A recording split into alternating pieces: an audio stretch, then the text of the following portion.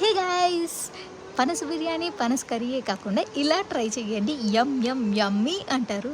So first అయితే పనసకాయ pieces ఉంటాయి కదా, అది బాగా వాష్ చేసుకోండి. అది కుక్కర్లోని వేసి సాల్ట్ అండ్ కొంచెం పసుపు వేసి వాటర్ వేసి బాయిల్ చేసేయండి. 3 విజిల్స్ రావాలి. దెన్ మీరు ఒక బౌల్ తీసుకొని అందులోని కొంచెం మైదా, ఉప్పు, కారం, పసుపు, garam masala powder, ginger garlic paste and rice flour, కొంచెం పెప్పర్ వేసి బాగా మిక్స్ చేసి అందులో ఈ బాయిల్ అయిన పీసెస్ని యాడ్ చేసి బాగా మిక్స్ చేయండి. వాటర్ యాడ్ చేయదు, మనకు పౌడర్ లానే ఉండాలి. సో అప్పుడు దానికి మరీ థిక్ అయిపోయినట్టు ఉండదు.